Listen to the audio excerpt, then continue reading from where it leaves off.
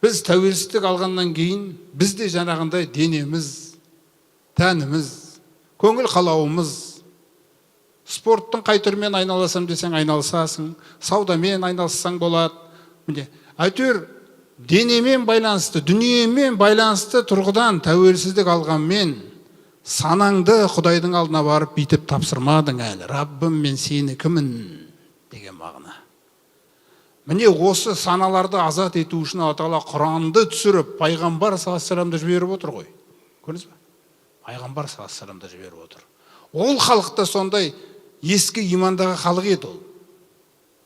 Өйткені пайғамбарымыз саллаллаху алейхи вассаламға Алла Тағала айтқан кезде оларға: "Құл", айтты пайғамбар оларға: "Мән ярзуқукум минас самаи вал ард". Пайғамбар айтшы оларға: "Кім сендерді көктер мен жерден ризықтандырып жатқан? Кім сендердің көру қабілеттерің мен есту қабілеттеріңнің иесі? Кім өліден тіріні шығаратын, тіріден өліні шығаратын? Кім жалпы қорыта келгенде юдаббирул амр, күллі істі басқаратын көктер мен жердің арасындағы?" Фасаяқулун Алла. Сол кезде олар айтады: "Алла" деп. Көрдіңіз ба? Алла бар. Алла тек дүниені сұрау үшін ғана керек. Басқа уақытта Алламен ешқандай байланыс жоқ. Қайта тірілтетіні, өлімнен кейін қайта тірілу, Алланың алдына бару деген. Сол секілді мынандай Құдаймен байланысқан істе де ескі иманның өкілдерін тартамайсыз көмекке. Қанша шақырсаңыз да ол жаңағы сөздерін айтады, өздеріңіз білетін. Завод салмай ма, анау салмай ма, дүниеден асамайды. Залика маблағуху минал илми. Барлық жеткен ғылым, білім деген ұғым оларда осы дүниемен ғана шектелген. Вахум анил ахирати хум ғофилун. Ахиреттен таза бейқам дейді. Сол үшін шын иман деген нәрсе, қазір бізде мынандай нәрселер де болып жатыр. Тәңіршілдер ескі иманның қамқорлыққа алынбағаннан кейінгі шыққан туындысы шайтанның азғыруымен әлі де неше түрлі нәрселер шығуы мүмкін, ықтимал. Кепілдік жоқ. Қаншалаған қазақ біз білмейміз. Қазір осы жерде мына санды көріп отырмыз. Тура осындай қазақтың саны бар. Кришнаиттердің мектебінде жүр. Тура осындай қазақтың саны бар. Тақиямен шапанын киіп баптист болып жүр. Ол да, көрдіңіз ба? Біз бұны біліммен қамтып, қамқорлыққа алып үлгермей жатырық. Өзіміз енді ғана сапқа тұрып жатырық мына тура жолдың. Білім ғылымның өзінің жөнін үйреніп дегендей. Сондықтан біз жаңағы тәуелсіздіктерді алып жатқан кезде Алла Тағала жаңағы өзіңіз мына естіп жатқан Нұр Мүбарактың жерін таңдап қойған. Сол кездегі екі президенттің көңілдеріне сала салды, көкейлеріне. Ол екеуі де Нұр Мүбарак деп әйтеуір екеуінің аттары Құранның атына ұқсас болғаннан кейін сипатына. Нұр және Мүбарак. Сол университет, сол оның орнына дейін таңдаған Алла. Ешкім қатысқан жоқ ол жерде. Жаңағы адамдарды пайдаланып. Керемет төрге көтеріп қойды ғой Алла Тағала. Керемет төрге көтеріп қойды. Ар жағында Казгу деген нәрсе төменде қалып қалды. Өзіңіз ойлаңыз. Дүрілдеп тұрған. Казгуге рух берсін деп. Кез келген дүнияуи пән өзінің лайықты мақсатында жұмыс істемейді. Оған Құран деген рух кірмейінше. Сондықтан қазір сондай біреулер айтады. Бұл алаштықтар, бұлардың Алламен ешқандай байланысы болмаған дінмен. Бұлар тек қана ұлт деген нәрсені. Сөйтіп бізді басқа бір ойларға әкетпекші. Ахмет Байтұрсынов атамыз жаңағы кеңес дәуіріндегі кеңестік билікті пайғамбарымыздың заманындағы ләт пен манат мүсіндеріне теңеген. Сонда Ахмет Байтұрсынов ағамыз айтады: "Ұмытпа Құдайды да, Құранды да". Кіммен байланысты болған адам екен? Ұмытпа Құдайды да, Құранды да, бас ұрма ләт, манат ағашына. Ләт, манат ағашы пайғамбарымыздың заманында мүсіндердің атауы болса, кейінгі замандарда ол мүсінге табындырмайды сізді. Бір жалған идеологияны сізге алып келіп, санаңызға орнатады, сол сіздің құдайыңыз болады, болды. Сіз басқаша ойланамайсыз. Сол идеологияның жолында қаншалаған еңбектер жасадық біз 70-80 жыл бойы. Небір терлерді төктік. Қараңыз. Енді Құдай тағала бізге, енді дәл соны мен үшін орындап берші деген кезеңді әкеп отыр ғой қазір. Кезінде Сталиннен қорыққаныңда ауыстырдым мен, міне. Сенің жеңілгеніңді білдім, қазақ халқы. Сен жеңілдің. Алдым да сендерге тәуелсіздікті бердім, Израиль ұрпақтарына бергендей. Мұсылман деген атың қалды. Иманың тозды. Ақыретпен түк байланысың жоқ. Сол кезде осы алаштықтардың өзінің жаңағы сөздерді айтып, оятудағы қай жаққа оятады, соны түсініп алу керекпіз ғой бірінші. Отарланған құлдық санадан шын иманға қарай ояту. Сен бір жақты қараңыз. Құдайды да, Құранды да сүймейміз. Сүю бар ма, жоқ па? Қазіргі халықта Құран мен Құдайды сүю бар ма, жоқ па? Кім оятады бұны? Кім болған оятатын адамдарын жасайды? Жаңағы университетті айтып отырғаным. Кім оятатын адамдарды жасайды? Кім жаңағы сүюдің жолындағы Абайдың мына сөзін кім орындайды болашақта?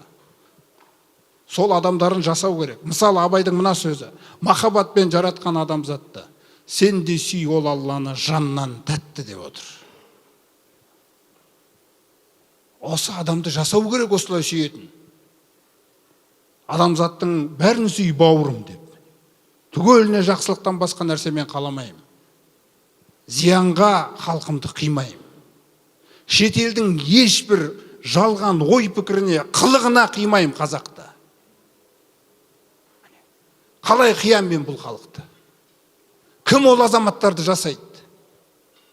Кім тәрбиелейді? Кім қандарына сіңгізеді осы нәрсені? Шын мәнінде Құдайға берілген қазақ деген 5 әріптің, Құран деген 5 әріпке байланған халықты кім жасайды? Болашақты Құдайға тапсырып қоямыз ба біз? Біз жаңағы Міржақып атамыздың айтып отқан сөзінен әлі асқан жоқпыз. Ол кісі айтады: Құранды да, Құдайды да сүймейміз. Сонда не бар біздің санамызда? Десек, сұлу көрсек, оңашаға сүйрейміз. Қара, тәннің тәуелсіздігі. Санаң Құдайдікі болмағаннан кейін, Құдайға құл болмағаннан кейін, санаң ана қызды ойлап баратыр ғой. Қара, сұлу көрсек, оңашаға сүйрейміз. Біз құтылдық па бұл нәрседен? Құдай осыдан құтқарғысы келеді. Қыздың артынан мен кетіп баратқаннан кейін ненің құлымын мен, өзің ойла. Ненің құлымын? Кешегі Абылай ханның тарихы, кешегі қырылған қазақтар дұшпанның жолында, мысалы, соларды тоқтатамыз деп. Сонда менің мына қыздың артынан кетіп баратуым үшін жасап кеткен бе мына жерді? Енді мен осындай санада болсам, менен кейінгі буын қандай санада болады деп тұрсыз сіз? Құдай өзі жасайды дейсіз бе? Алла тағала сіздің еңбегіңізді күтіп отыр. Құдайды да, Құранды да сүймейміз, сұлу көрсек оңашаға сүйрейміз, жыртаң, қалжың айтып күлеміз. Әлеуметтік желінің бәрі осы емес пе? Дизлайк пен лайктан басқа түк үйренген жоқпыз біз. Бар бітіріп жатқан нәрсеміз сол да. Тыртың тойды көрсек билейміз дейді. Міне қазақтың мінездемесі. Резюмең, қай жұмысқа жарайсың, айтшы? Міржақып атаңның беріп кеткен резюмесі. Сондықтан Алла бұл Құранды түсіргеннен кейін, бұл өте үлкен еңбек. Бұл Құран әлемді қопару үшін түскен Құран. Күллі жердің бетіндегі саналарды өзіне қарай, Аллаға қарай азат етуге келген Құран. Сахабаларда сондай сөз болған: құлдарға деген құлдықтан, құлдардың қожайыны болған Аллаға деген құлдыққа қарай шығаруға келгенбіз дегендей. Тәуелсіз қазақ деген ұғымның өзін қазір зерттеп айтып жатыр. Кезінде қыпшақтар қолданған сөз деп. Тәуелсіз, күллі нәрседен арылған, мұжаррат. Аллаға берілу үшін оған қайшы келген нәрсенің бәрінен арылу керексің. арылмасаң толыққанда Аллаға адал бола алмаймыз біз. Бәлкім болашақ буын бізден 10 есе, 100 есе мықты болар. Болашақтың ғалымдары да, ұстаздары да біздер сияқты емес. Бәлкім жарқыраған керемет нәрсе болар, сана деген зор. Жау шабатын болса, саптың алдында тұратын ғалымдар болар. Саптың бірінші сабында тұрған сопылар болмаса, ол қандай сопы ол? Сопы деген Құдаймен жолыққысы келіп жүрген адам. Сол секілді бұл университет қазіргі күні өзіміздің Құдай деген жүрегі Құдай деп соққан ұл қыздар сол жаққа келіп оқып жататын кезде, олар да білмейді, оларда не күтіп тұрғанын. Ертең қайсысы өзінің бір ғалым болып шығатынын да білмейді. Қандай бір үлкен қызын, бірақ біз қамтып сол нәрсені Алладан тілеп, шіркін-ай, осы жерде қазір біз биыл 1000 баланы қабылдаған болсақ, ішінен бір дүрілдеген бір 100 ғалым шықса екен, ертеңгі ие болатын мына халыққа. Сондықтан Алла Тағала Құранды түсіргенде сіз ойлаңыз, күллі пәндер осы Құраннан, Құранға қарай қайтатын пәндер болғанмен, Құран деген кітабыңыз сіздің, мен айтайын, бұл сондай мінезі әкелген. Жердің бетінде жоқ ол ешбір бетте бұл мінез. Бұл ақиқатта келген. Қараңыз, бәл нақзифу бил хаққи алал батили. Ей адам баласы, біз бұл ақиқатты Мұхаммед пайғамбарды арқылы сөйлетеміз де жаңағы аятта. Сол ақиқатпен сенің санаңда тұрған жалғанды бір соғамызда парша-паршасын шығарамыз. Сондағы Алла Тағаланың сананы ең әуелі тәуелсіз ету. Содан кейін сол санаға қызмет жасаған тәм болады мұнау. Ойлаңыз. Рух.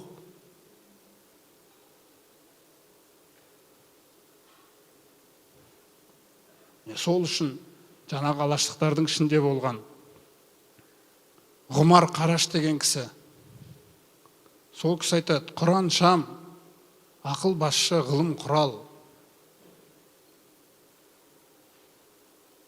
Құралсыз сапар шекпе жолың болмас. Айырылма, жатсаң, тұрсаң, Құранды ұста. Қараңыз не айтып отыр.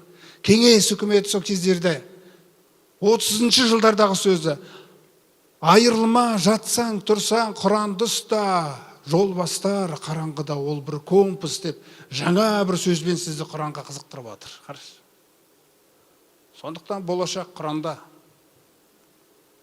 Заман қалай дамыса да дүниеде, есіңізде болсын. Бұл дін кәміл болғаннан кейін, современный, заманауи, даму деген сөздер Құранға жаңалық емес. Өйткені ол кемелдіктің жолы. Кемел. Хуа хайрун мимма яжмаун. Бұл Құран сендердің күллі мына дүниеде жиған нәрселеріңнен де хайырлы. Омар радиаллаху анху айтқанда, егерде біз Алладан үстем болу үшін исламнан басқа жол іздегенімізде, Алла Тағала бізді тек қана төмендете берер еді деген. Сондықтан қожайыным Раббым болғаннан кейін, шын мәнінде сол қожайынға қызмет ететін халық болсақ, мына жердің асты үстіне Алла Тағала бізге көрсетеді қандай кереметтерін.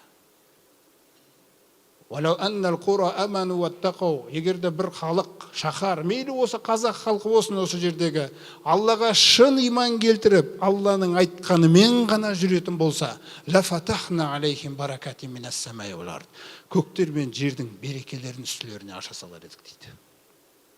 Ал өмірдегі ең маңызды нәрсе Құдайға берілген, елі үшін малында, басында тігетін адамдарды дайындау.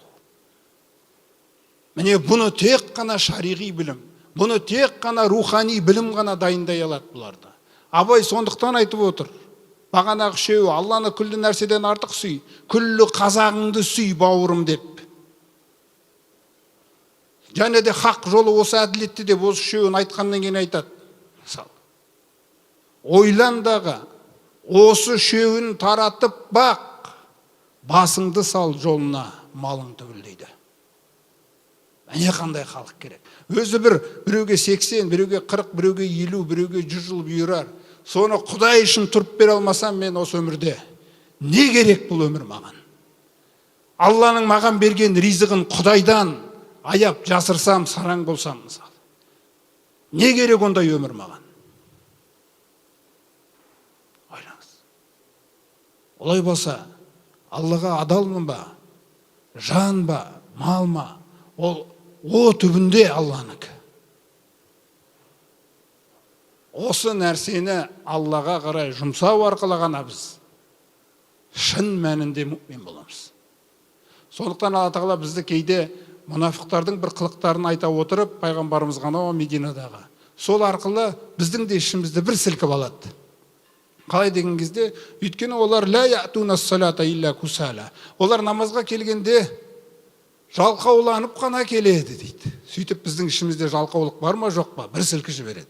Сосын мал беретін кездерімізде белгілі бір іске пайғамбарымыз шақырған кезде وَلَا يَنْفِقُونَ إِلَّا وَهُمْ كَارِهُونَ. Олар мал жұмсаған кездерінде жұмсайды, бірақ жек көріп, қиналып, әрең деген нәрселерді. Олай болса, шынайы мүминнің бойында бұндай қасиеттер ешқашан болмау керек. Сендегі нәрсенің күллісі وَمَا عِنْدَكُمْ مِنْ نِعْمَةٍ فَمِنَ اللَّهِ. Бар нығметтердің бәрі сендегі Алладан. Олай болса, Алладан болса, иншалла. Бұл өмірде ең маңызды нәрсе Алла үшін өмір сүру. Сондай адамдарды болашақта жасау үшін Алла Тағала Құранда пайғамбарымызға айтқандай, «Құл инна солати», айтуа пайғамбар күллі адамдарға айт. Шынымен де менің намазым, нусуки менің шалған құрбандығым, сондай-ақ кез келген осы дүниеде атқаратын рәсімдерім, ва махяя, менің өмірім басынан аяғына дейін, ва мамати, менің өлімім, жан тапсыруыма дейін, лиллахи роббил аламин, әлемдердің Раббысы Алла үшін. Қараңыз. Ла шарика лаху. Менің жүрегімде Алладан басқа мақсат жоқ. Серігі жоқ Алланың. Осы мақсатым Аллаға қалай арналды? Бизалика умирту, маған осылай бұйырылған. Және мен шын мәніндегі мұсылмандарданмын дегендей. Сондықтан қазір бұның аты Нұр Мүбарак сияқты болып тұрса, бұл жаққа басқа жақтан жәрдем келмейді. Алла Тағала бұның болашағын сіздер мен біздер секілді шынайы иманы бар жандарға қарай тапсырып, Алла оны басқаша жасайын десе тез жасай салуға Аллаға қиын емес. Алайда біреулердің имандарын тексеру, Алланың заңдылығы, біреулерге мал беріп сол мардан бере алам екен, ақыретіне жәннат сұрайм екен, қандай жәннатты сұрайды екендей, осындай сынақтар үшін осындай кезеңдерді өзі ұйымдастырады. Осы кезеңдерде иншалла әркім өзінің Алламен екі арадағы ісін туралап алса, пиғылын туралап алса иншалла. Алла Тағала жалғыз Нұр Мүбарак емес, болашақта иншалла бұдан да үлкен жұмыстарды бітіреді ондай халық арқылы, есіңізде болсын. Сол кезінде тарихымызда қалай дүрлеген болсақ, мынандай нәрсе бар. Кейбір адамдар айтады, тарихты қарап отқан кезде жылайсың, айтасың, шіркін-ай, кегімізді алсақ деген бір сөздер болады. Солардан кегімізді қалай алсақ екен дегендей.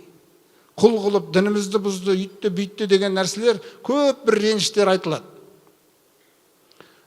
Мынандай бір оқиға болған пайғамбарымыз саллаллаху алейхи кезінде, пайғамбарымызға түс көрсетіліп, 1400 сахабамен, тақуаларымен қасындағы Меккеге умраға шығады. Зүлқағда айында. Қасиетті айда, сөйтіп солар Худайбия деген жерге жеткен кезде, олардың қарсы алдарынан Мекке мүшіріктері отырып, өздерінің қызбалыққа салынып, жолдарын бөгейді. Биыл жібермейміз, ертең келесі жылы келіңдер дегендей, ойына не келеді, соны айтады. Жалпы бұл нәрсені Алла Тағала өзінің білімімен қамтып қойған. Сол жылы олар кіре алмайтын болды енді, бөгелді. Бірақ келесі жылы кіріп шығасыңдар деген уәде берілді. Келісім жасалды да. Сондай сахабалардың көңілінде біраз қиналулар болды. Сондай бір ниетпен келе жатқан еді. Оның үстіне олар бір өздерінің шарттарын айтып, тағы көңілдерін сүретін жағдайлар болды. Алла Тағала бұның бәрін шешті. пайғамбарымыз бен сахабалардың жүректеріне тыныштығын түсірді, ұялатты, олар түсінді. Сөйтіп келесі жылы олар келіп Меккеге кіріп умраны жасады. Осыны тәпсір кітаптарында айтып отқандар, ана қасиетті айда жасай алмап еді, кәпірлер олардың жолдарын бөгеп дейді. Келесі жылы олардың сол умраны жасай алулары қасиетті айда Алланың олардан кегін алып беру еді дейді. Қараңыз.